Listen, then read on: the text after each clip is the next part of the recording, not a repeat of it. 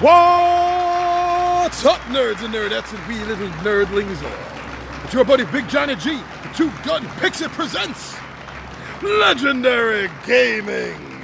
It follows me everywhere. So yes, back outside again for another beautiful Midday Monologue Monday, my friends. Haven't gotten a chance to get outside between the super hot weather, boiling us, and then if it's not doing that, it's pouring down like Mjolnir has ripped open the skies. But here I am, outside on this beautiful day, and I have a subject that's in my mind that I'd like to talk about. I get a little feedback on. I'm not a game designer, and I don't pretend to be a game designer, but there's something I've been thinking about for a couple of game designs. Now, since I don't do the game designs or anything, I'm just here giving it away. What a fool I am. Oh, I'm giving it away, and hey, if you run with the idea and it's a success, keep Two Gun Pixie in mind, and send us a review copy, and maybe let us give one away for a monthly prize. So why don't we just get right down to the table, or in this case the bench, and let's talk about what's on my mind.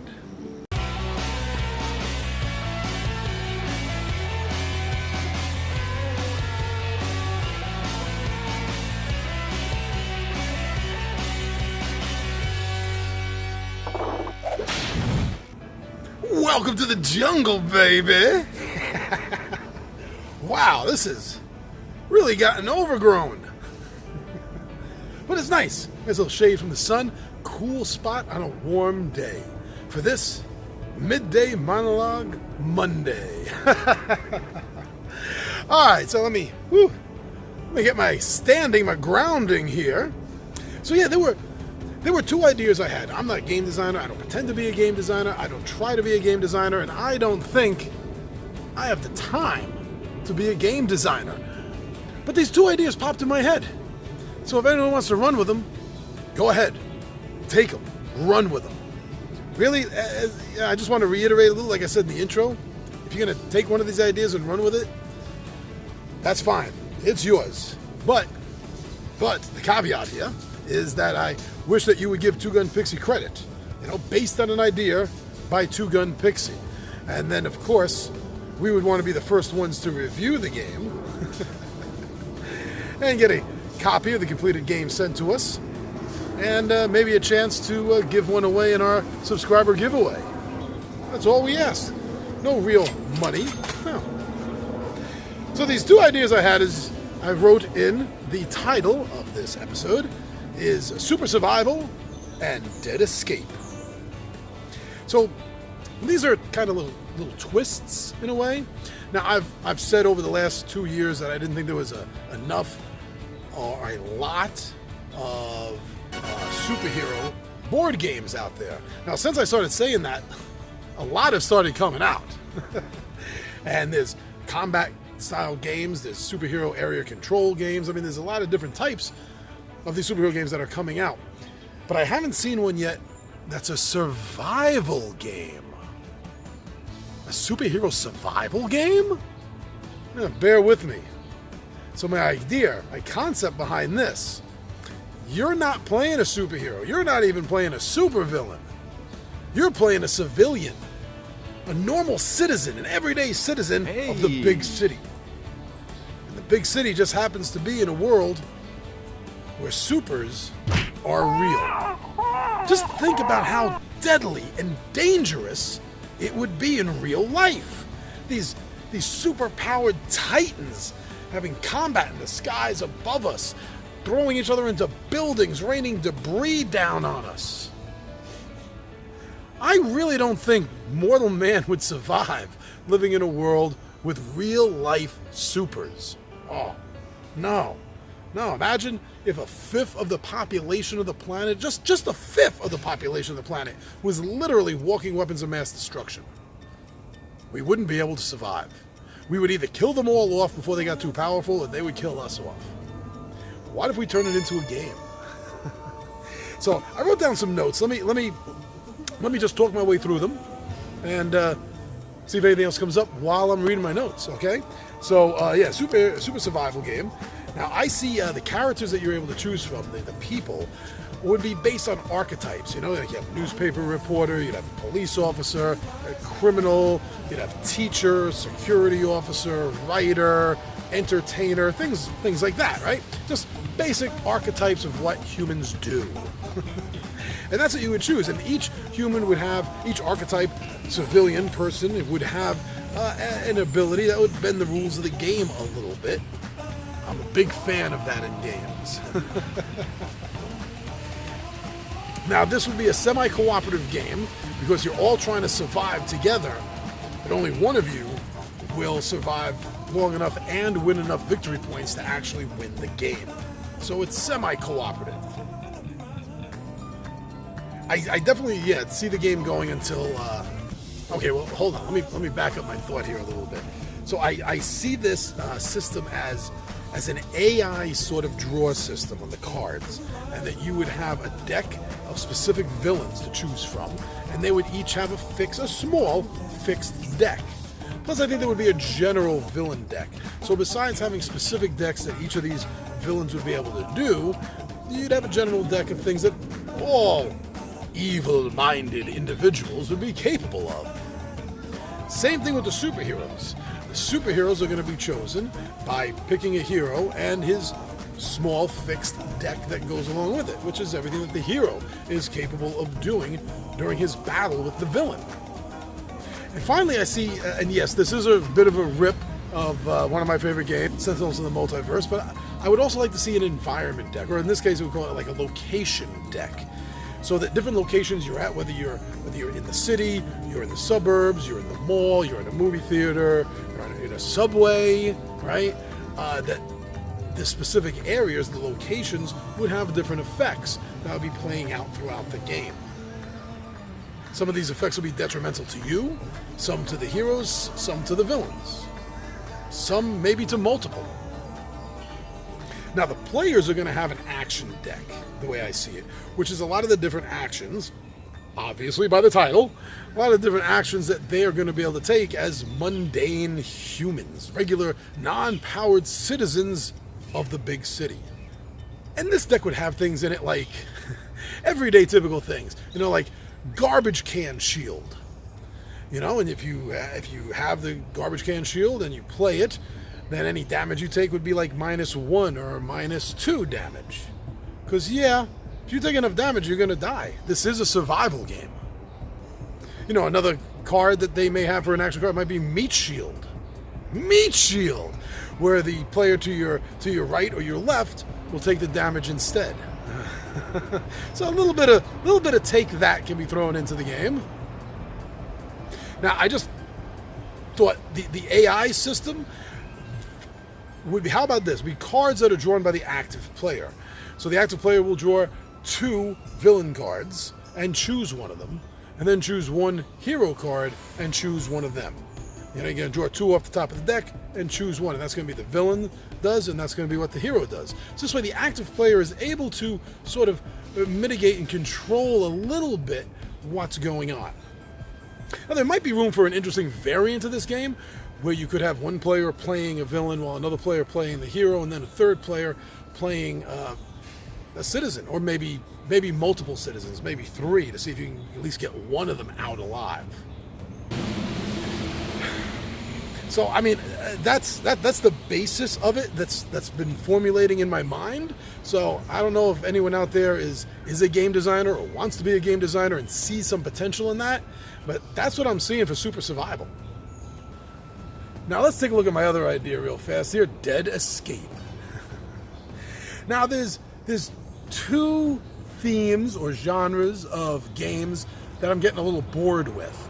And I've mentioned it a little bit from time to time. Some of my regular viewers may recognize my rant about too many Lovecraftian games and too many zombie games.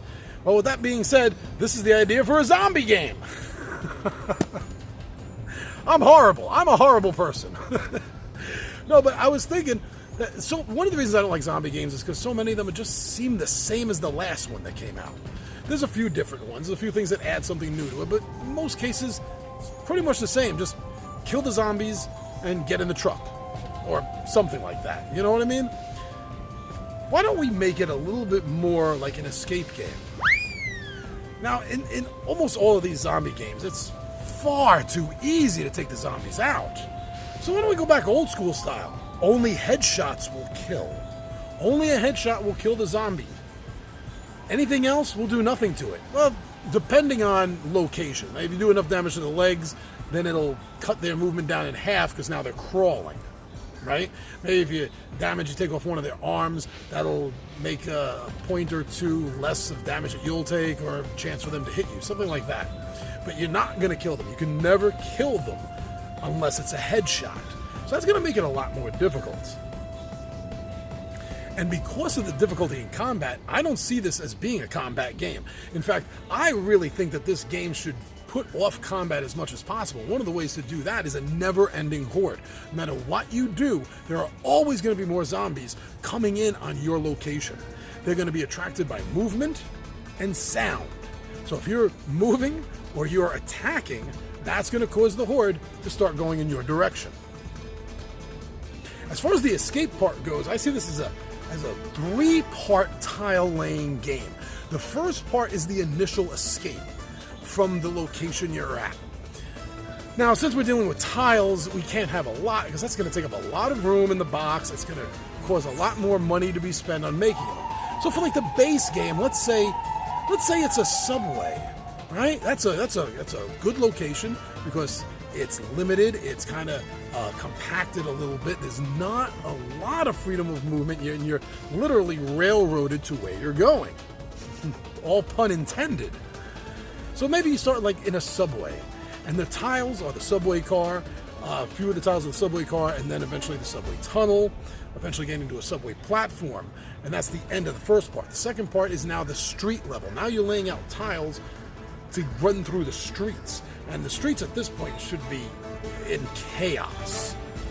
And when you finally get to the end of that location, of those tiles, then there's a smaller, much smaller, like let's say there's 25 tiles for the subway, 25 tiles for the street, then maybe 10 tiles left over, and that's the last bit of your journey to the rescue spot. Now the tiles themselves, I see the tiles incorporating part of a dice collection system, a dice set system, where in order to work your way through each of the tiles, you're going to have to match certain dice. And the dice are going to correspond to... Got something here. That's why I got my notes, everyone. So the dice are going to correspond to strength, cunning, stealth, and luck. Those will be the 4 different colored dice that you have. And they have to use these in different combinations to get through each of the tiles, to actually make it through. While meanwhile, more and more zombies keep coming to your location. As you're moving location to location, you are A, moving, and B, probably engaged in some sort of combat to protect yourself. So the movement and the noise is bringing the continuation of the zombie horde to you. Combat's not a reality here. You're not going to win the game through combat. You can survive momentarily from tile to tile through combat, but you're not going to win the game. You need cunning and you need dice collection. And some of the tiles would have an opposite side that is completely destroyed, that you're not going to be able to get through at all. You're going to have to actually backtrack your way around to another location. Oh, I could be a bastard. Now, besides the dice, I also see some cards being utilized in this game as well. I do see a set of cards, sort of Z-apocalypse. Z-apocalypse? Yeah, like a zombie apocalypse. Our British brothers and sisters call them Z. You know, Z for Zed. So Z-apocalypse. Am I saying that right? That's kind of, maybe that's not the right word. That kind of gets caught in your mouth a little bit. But cards pertaining to the zombies and the zombie horde and the zombie apocalypse that's going on around you. And these would be cards that would be like, surprise horde! Like, as you come into a new tile, you know, almost like the equivalent of the elevator door opens and you can't get in because there's a zombie horde right in the elevator and there's one coming up behind you, you know, a card that would simulate something like that. And then maybe some of them that are like disasters, like airplane of zombies crashes. Can you imagine, you know, zombies and a zombie outbreak on an airplane would more than likely cause the entire thing to crash. Something like that, where these events are happening around you for the entirety of the turn. So for during this turn, the plane crashed, so we have burning zombies. Now, they'll all be dead next turn. But for right now, we got burning zombies all around us. So not only have to worry about them biting us and turning into zombies, but they can burn us as well. Now, you can't have a game like this without having loot, because you're going to need stuff to survive. So loot cards are things that you can find by scavenging zombies that you kill, or scavenging areas in the game. Certain tiles may have a garbage can, right? So you can scavenge through that and find some loot that's in there. Anything that you can do to get your hands on something to help you survive. And speaking of helping you survive, what is the biggest thing that will help you? Safety in numbers. So there we have ally cards. Now the rest of the players, this is semi-cooperative. It's you versus them, but you versus you and the other players as well. You know, it's like versus everyone. You're not really fighting the other players, but you want to survive. And if it comes down to your survival versus theirs in order to escape, to hell with them. It's a zombie apocalypse. You don't got to run faster than the zombies. You just got to run faster than the other players. That sort of mentality. So with that, you would have allies that you can find. Some of them will be helpful, some of them not so much, but may grant you other bonuses even though you got to protect them. There'll be a reason to keep them around. And maybe not, they're all humans. Always got to find a dog, right? A dog makes a great companion during the zombie apocalypse. All right, so those are the ideas that I have running around my head for these two different games, a superhero survival game and a zombie escape game. At least this time you're not just trying to fight the zombies off to win the game. You can't. You can't. There will always be more zombies. Oh yeah, and I guess if any of the players fall, their character becomes a zombie too, right? All right, so those are the ideas. Maybe someone will like them, maybe someone will run with the ideas. And remember, give us credit for, based on an idea by Two Gun Pixie, and give us a review copy, a final copy, and something to give away. That's all I ask. If either of these turn into anything. So there, a little something different from Midday Monologue. I hope you enjoyed it, everyone. And thank you for going over to our Facebook, our Instagram, and our Twitter. Thank you for going over and seeing what we do. So cool that you can go over and check us out over there. I also want to give a great big thank you to everyone that's been going to the Two Gun Pixie Zazzle store and checking out some of the cool, nerdy, and RPG-inspired designs that we have: t-shirts, hats, mugs, steins, and a lot of other things. Even if you didn't buy anything, thank you for at least taking the time to go see if there's anything you like. That's super cool. Thank you so much. But the biggest thank you, always saving it for last, is the best is always last. And that's thank you for right here. Now, not in the woods. Thank you for right here on YouTube. You subscribe to our channel, you watch our videos, you like them, comment, and when we're lucky, when any content creator is lucky, not just us, you share the videos that you like. Awesome! That is the greatest way that you can tell me or any other content creator, at least I believe so, that you enjoyed their work is by sharing it with others. Thank you so much, everyone. I'm your buddy Big Johnny G for Two Gun Pixie Presents Legendary Gaming. And my friends, I am out of here.